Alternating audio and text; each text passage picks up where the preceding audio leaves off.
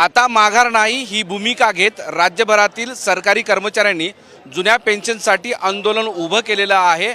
या आंदोलनामध्ये छत्रपती संभाजीनगर जिल्ह्यातील शहरातील वेगवेगळ्या विभागाचे सगळे कर्मचारी एकत्र येत आंदोलन सुरू केलेलं आहे। छत्रपती संभाजीनगर जिल्हाधिकारी कार्यालयासमोर वेगवेगळ्या विभागाचे अधिकारी कर्मचारी या आंदोलनामध्ये दाखल झालेत आणि एकच मिशन जुनी पेन्शन अशी घोषणा देत या आंदोलनामध्ये यापुढे जोपर्यंत जुन्या पेन्शनची घोषणा सरकार करत नाही तोपर्यंत आम्ही मागे हटणार आहे अशी भूमिका त्यांनी घेतलेली आहे। मोठ्या संख्येने जमला आहात आणि यापूर्वी सुद्धा अशाच पद्धतीने आपण आंदोलन केलं होतं।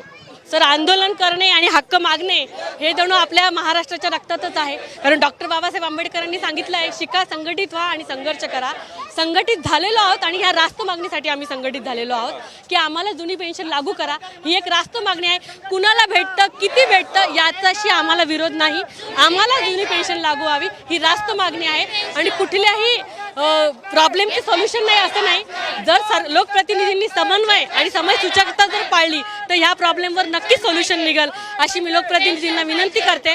आणि एकच मिशन जुनी पेन्शन जोपर्यंत मिळणार नाही तोपर्यंत संपत मिशन जुनी पेन्शन असं म्हणत हे सगळेजण आता मागे हटण्याची घोषणा देत आहेत। एकच मिशन जुनी पेन्शन असे करतात हे सगळे वेगवेगळ्या विभागाचे कर्मचारी आहेत। जिल्हाधिकारी कार्यालयातले कर्मचारी आहेत, जिल्हा परिषदेचे आहेत, पोलीस आहेत, वेगवेगळ्या सरकारी कार्यालयातले हे कर्मचारी आहेत। आपण त्यांच्याशी बोलून घ्या।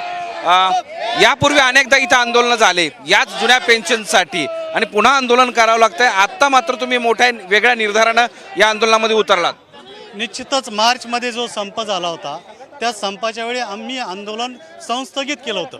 माननीय मुख्यमंत्र्यांनी आम्हाला आश्वासित केलं होतं की 2 महिन्यामध्ये पेन्शन योजना लागू केल्या जाईल। आता 9 महिन्याचा कालावधी झालेला आहे। यासाठी आम्ही शासनाला इशारासुद्धा मागील महिन्यामध्ये दिला होता, परंतु कुठलाही ठोस निर्णय झाला नाही, म्हणून बेमुदत संपाचा इशारा देऊन आंदोलन करतोय। या आता आंदोलनाचं स्वरूप काय आणि त्याचबरोबर त्याचे परिणाम सुद्धा सर्वसामान्य लोकांना आता बसायला लागतील। निश्चितच सरकारी कर्मचारी सर्वसामान्य जनतेची अडवणूक करू इच्छित नाही। राज्य सरकारने तातडीनं निर्णय जर घेतला तर आंदोलन मागे घेतलं जाऊ शकतं, परंतु सरकारने सकारात्मक ठोस निर्णय घेणं अपेक्षित आहे। या सगळ्या आंदोलकांमुळं इथं जमलेल्या लोकांमुळं प्रत्येक कार्यालयामध्ये शुकशुकाट आहे। आत्ता शहरातल्या सगळ्या विभागातले कर्मचारी अधिकारी इथं आलेले आहेत।